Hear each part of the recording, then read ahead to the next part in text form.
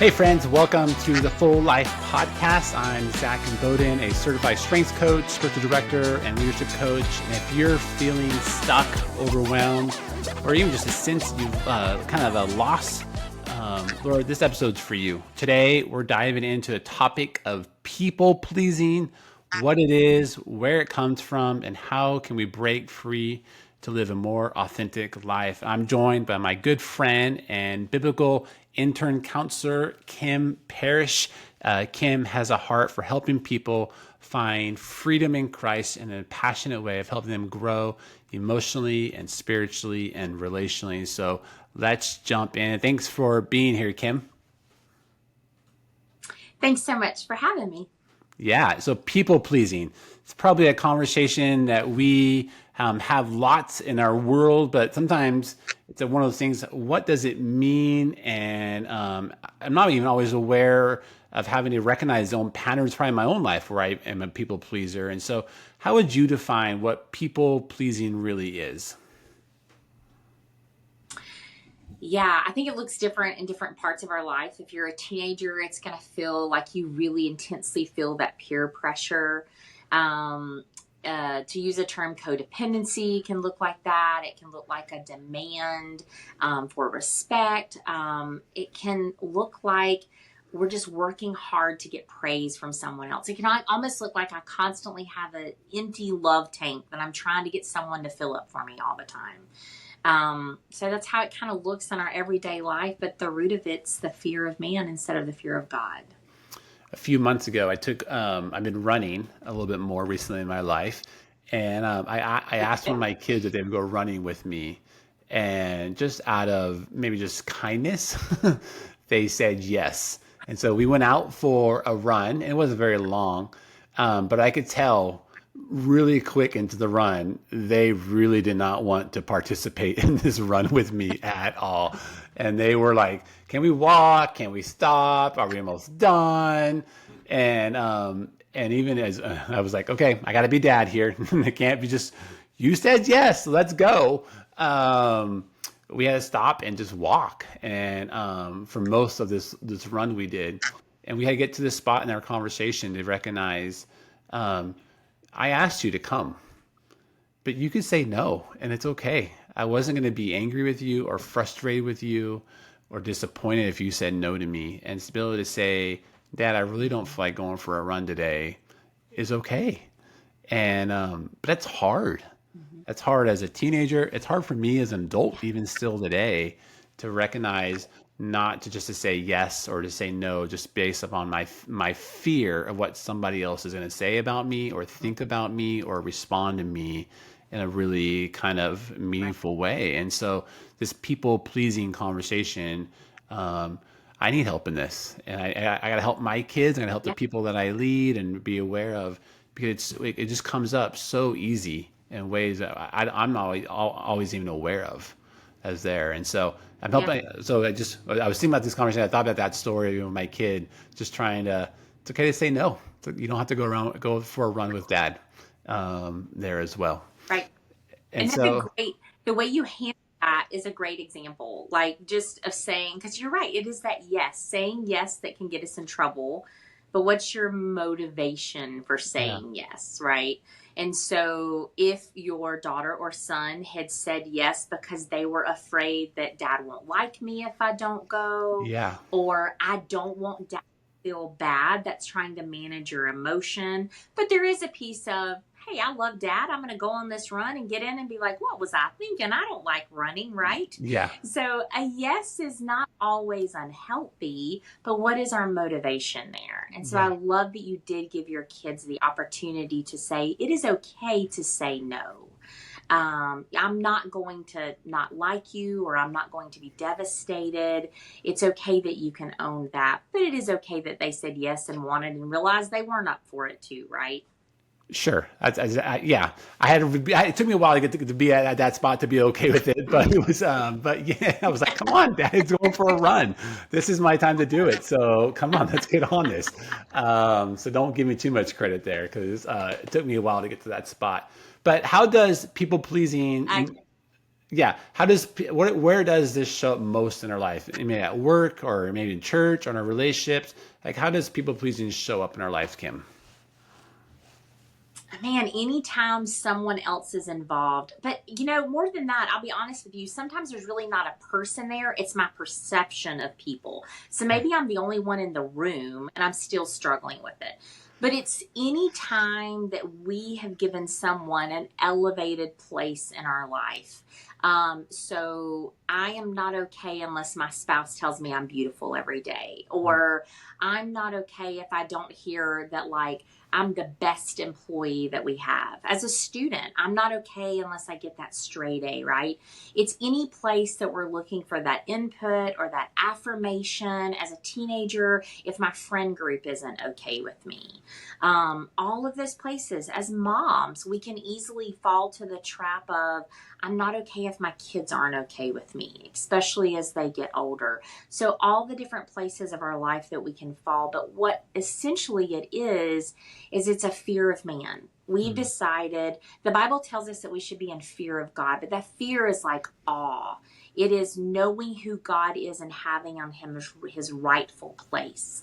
But a fear of man is to elevate them above God and needing that fulfillment that should only come from God, but we're seeking it from man. So it's taking our hope, our joy, our satisfaction, and thinking that it can be filled in men or anything that could be created, right?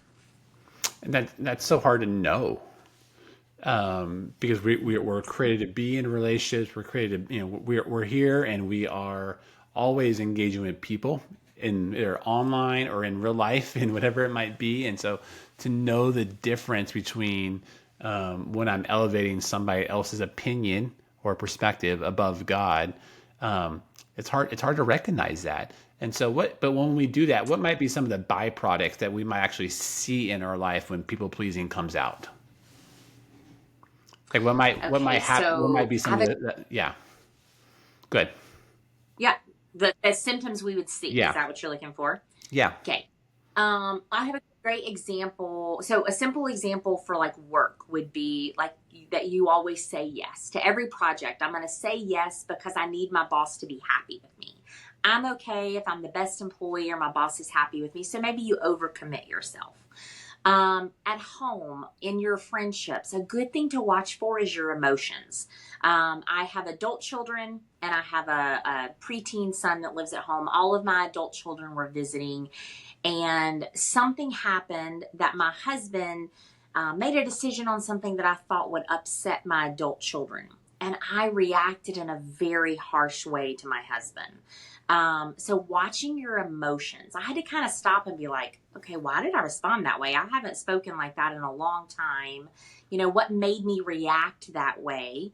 And so I had to sit in realizing I had a fear that my kids would be so frustrated with my husband, it may limit how much they come back and visit, right? Stupid fear, but what I was seeking was I wanted my kids to always be happy here. And so I was reacting to if my husband interjected in that or did something that would make them not want to be here, that I'm not okay because it could affect my relationship with my adult children. So watching your emotions and how they lie, or how you react, if you go from something to big reaction, huge anxiety, huge anger, huge frustration, just slowing down and seeing where that emotion takes you back. See how it leads you back to God. Really ask yourself, am I worshiping anything here? And I had to see, like, I was worshiping my kids being happy with me. I was worshiping my kids' happiness. And that really helped me identify what was going on at work. If I'm saying yes to everything and I'm exhausted all the time, why am I overextending myself to the point that it hurts other things in my life? What am I worshiping here? And I'm worshiping being that gold star employee or whatever, right? Yeah. So following those habits or patterns that seem unhealthy, those reactionary emotions, to see how they take you back to identify what you're worshiping. Yeah, it's good. Those are great, like, good symptoms to be aware of. I know at times when I've struggled with people pleasing, when it gets deep and dark in those holes, resentment starts showing up in my life.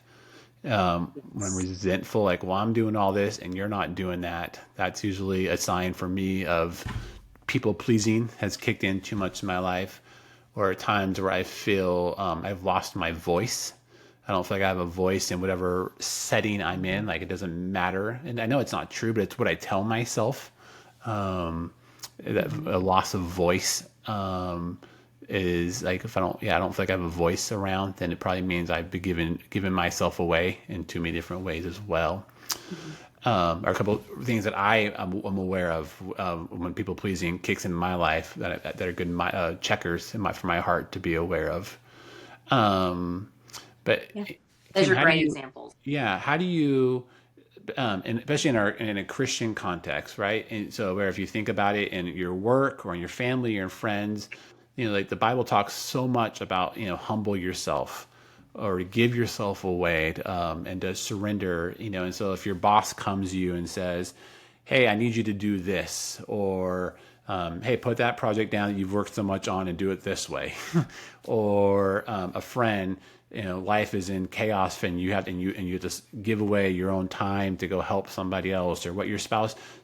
Sometimes, like, people pleasing can feel like almost this biblical honor of, like, wow, look how much I'm sacrificing, or look how much I'm giving away. And we can actually put like these gold stars of people pleasing, when we kind of pretend like it's almost out of like this humility and generosity we're living out of. But how would you compare or contrast, or the difference between that tension maybe Christians might feel between people pleasing and actually following God and humility and generosity and sacrificial living? What's the difference there? Yeah, so I'm currently in seminary getting my biblical counseling degree. And this is a great example. One of my professors said, you got to remember, if some of you are gold star students, you're going to come into here and feel like the only way to honor God is to make straight A's in everything you do. But you have to recognize that God called you to more than just being a student. You're a spouse, you're a parent, you have jobs, whatever. And so it's realizing that, like, my identity was not just in being a student, it's to all of these things. God called me to multiple roles. And so it's in the balance that we honor God, right? It's remembering that didn't just put me on here for this one thing. So it's an identity piece. So his point was that you can make C's in seminary and still honor God. And I so appreciated that, because sometimes, like you're saying, it's easy to believe, if I'm not the person who doesn't give everything I have, or, to a friend, who to utter exhaustion, or even to my boss, then I'm dishonoring God. But yes, we're supposed to go into our workplace and honor God by being a wonderful employee. But it is finding that balance, and that balance is easy to find when we recognize that is a role that is put there before us to walk in, not my identity. Because when you put your identity there, that's where your people pleasing worth comes in, right? And so that's a place to say, I'm here to work, I'm here to give my best effort, but it doesn't mean that I'm a failure if I don't do well here. I want to seek to honor God in the way that He placed me here, but asking God to lead that.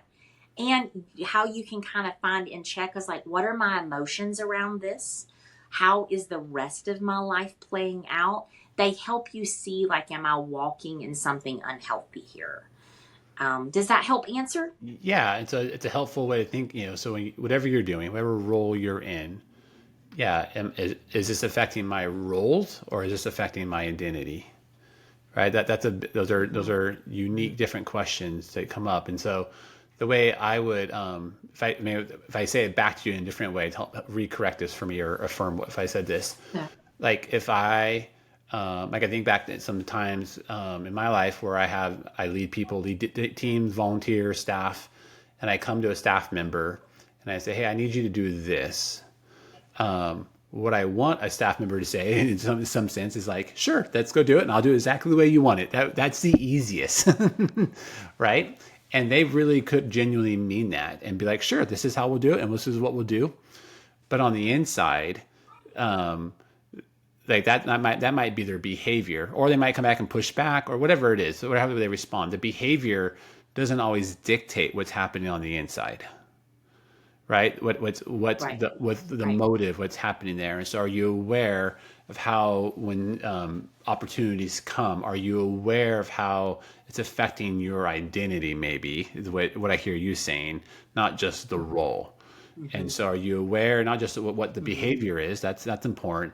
But are you aware of how it's affecting you on the inside and how it's affecting your identity? Would that be a easy way to say it or a way to say it? Yeah, that's yeah, that's a great way to put it. So, and you can tell that by your emotions. Okay. Of if it is a um great, I'm excited, I want to do this, I'm willing to walk in this with you. Of if you're thinking, man, this is the way that I can finally get the boss's approval here. Yeah. That's a small red flag there to be like, Okay. okay, I'm working for the boss's approval here. I'm not working just to honor God. Now, don't get me wrong, I'm success driven. That's gonna cross my mind, Sure. okay? And so that's where I have to step back and go, okay, God, let me walk in this in a way that, yes, it's okay to want my boss to be happy with me, Yes. but does my joy and hope and satisfaction in life rely on that? Yeah. Okay. I'm a person, I have some tangible needs in relationships. That's Yeah. okay. But am I going to be devastated if he doesn't see how great I am because of Hmm. this? Am I going to be, where's those peaks and those emotions? Yeah. You know, is there a hysterical, to use an over exaggerated word, reaction, positive or negative? Then those would be good indications that, like, there's something unhealthy going on Yeah. here. That's good. And so, what's the first step in just recognizing those things? Like, being aware of your emotions, but sometimes, like, I might be a week, 2 weeks, 3 weeks, like, oh, that's why I was feeling that. Like, what's the first step of just even identifying, kind of moving from to get freedom from people pleasing here? Yeah. So, first of all, like recognition that it is the Spirit's work in us.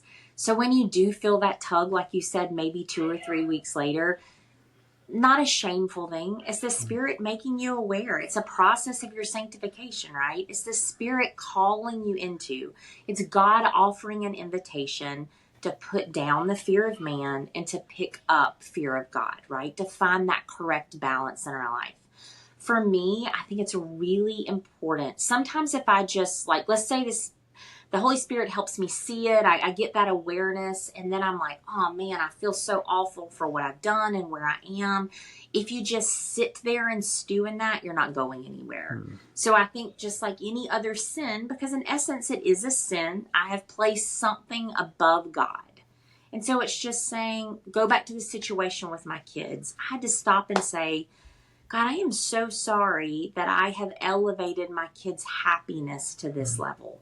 Please help me not be um, controlled by that, Yeah. but to seek to raise my children and love them as young adults in a way that would honor you, not just to honor them, right? Because if I'm seeking to only make my adult kids happy, that's really going to sway how I parent, right? Yeah. And then oftentimes that's not going to be a way that's honoring to God.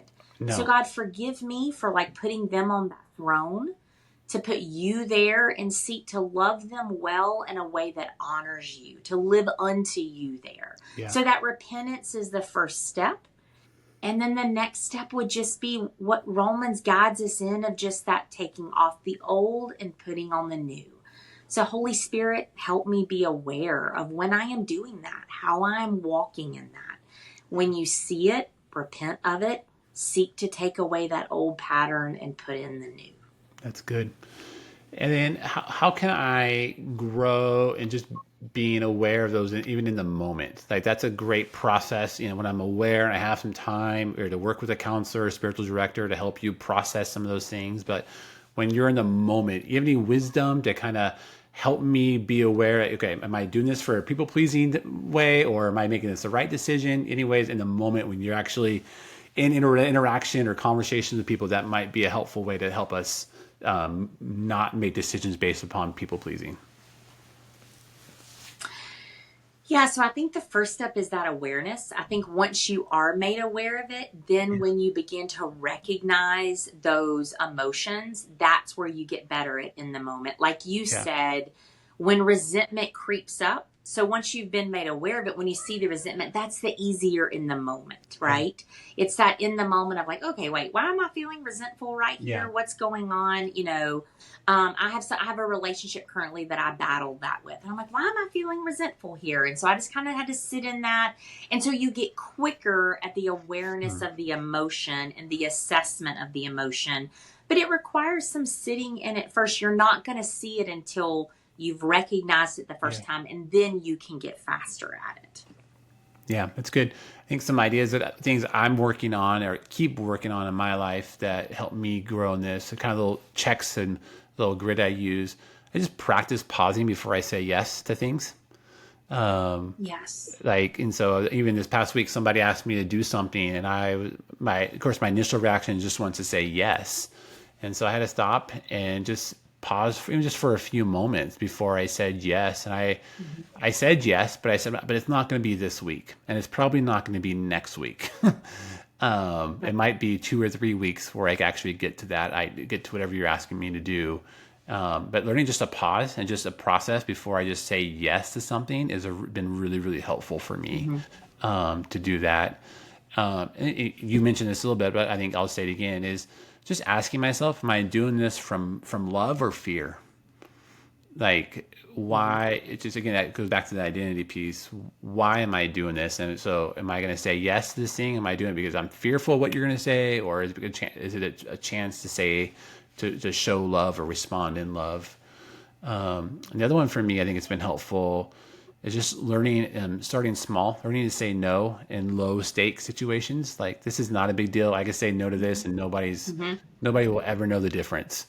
But for me, it's kind of practicing that muscle of learning to say no in Right. ways Right. that, so when the harder things come, it's easier to say it. And it's not this big Mm-hmm. jump to learning to say no. And so even in the small ways, learning to say no when I can, just gives me practice Right. to do those things as well. And so, yeah, so those are ways I'm learning and practicing the ability to kind of challenge myself not to live in a people pleasing mindset, really break free from that so I can live with just a genuine authenticness with other people. Right. Well, and as you recognize, I love for you, you're recognizing that so much of your people pleasing is around your tendency to say yes or overcommit, right? Yeah. So, whatever you discover your people pleasing is around, I've already divulged that a lot of mine is around my adult children, right? Yeah. Just a desire to love them well. So, before they come visit, we had a big situation here recently. I had all of my kids together. It was glorious. Yeah. But because I know my tendencies, I really prayed the week before they got here. And I was Yeah. just like, God, just let me love my kids well. Let me not put them on a pedestal. Mm. And even as it came to like budgetary items, as I looked at things that we were willing to spend money on while they were Yeah. here, God, even let my budget reflect that I want to Mm. love them, but I'm still seeking to honor you, to not Yeah. overspend on something that I shouldn't just because they're here. None of that is bad, right? I can just want to overspend because I Yeah. dearly love them, Yeah. right? But my own tendency is that that's where my people pleasing takes Mm. me, right? Yeah. And so, whatever relationship that is based on, whatever situation that is, enter into it with prayer, enter into it with pausing. Yeah. Take a moment to slow down and hear your heart. Listen to the voices around you. So, make sure that you're hearing the voice of the Lord, not anything else that's influencing, like, if you don't do this, you're not going to be okay. So, Yeah. sitting with God daily, reading His Word in prayer, whatever spiritual disciplines that you're walking in, to help you hear the voice of the Good Shepherd, to help you understand what is motivating you. And then walking in that daily practice of checking your heart and seeking His wisdom. And one of the things that's been helpful for me too is just finding people to help me through these things. And you've obviously, Kim, you've been a friend to me for a long time. You've helped me through some of this stuff, but sometimes finding a friend is helpful. But sometimes that's hard, finding good friends to help you through these things. But so counselors, spiritual direction people, are all people who can help you slow down enough to help you identify those emotions, the motives that are kind of charging you to be a people pleaser in different areas of your life. And so, so Kim, you're a biblical counselor intern right now. And so people wanting to learn more about you or reach out to you, how could they do that? Yeah, you can find me at wholehopecounseling.com. Okay. And all of my counseling is virtual, and it's a great place to connect. And yeah, that's a wonderful thing to walk through. Even if you're not really struggling, maybe 1 or 2 visits with a counselor or a spiritual director would give you that ability to just like look at your heart, to give you some good questions to examine. Or if this makes you say, yeah, I'm really struggling, then we can get to deeper roots and things. But Yeah. wholehopecounseling.com. Yeah. As we wrap this conversation up, Kim, any last thoughts you would have about kind of getting off this people pleasing hamster hamster wheel we live on sometimes? Yeah, so a great resource that I have loved is a book by Ed Welch called When People Are Big and God is Small. That's a wonderful resource if someone wants to just go deeper, learn a little bit more. But I think also just recognizing God gives us instruction of this in Proverbs, right? There's safety in Him being the only one on the throne, right? That we ebb and flow in life if we've got anyone else there. And so finding that safety and security, the calmness of God being the only one on the throne of your life. That's good. Well, thank you, Kim, so much for sharing some wisdom and insight in our conversation today. And if you've been stuck in this people-pleasing hamster wheel we get stuck in sometimes, I want you to know you're not alone. You're not broken. You might be exhausted from trying to meet expectations you were never meant to carry. And you're meant to live a free life, to experience full life, to live from love and to live fully. And that starts knowing your worth isn't based on what you do for others as well. And so thanks for listening to our podcast today. If this episode spoke to you, would you do me a favor? Would you share it with a friend, leave a review, or subscribe so you don't miss future episodes? And if you're ready to go deeper on your journey from being stuck to thriving, visit fulllifeforyou.com or check out Kim's website as well. We'll put it in the show notes. We'd love to learn more and help you experience full life. So thanks, Kim, for being here today.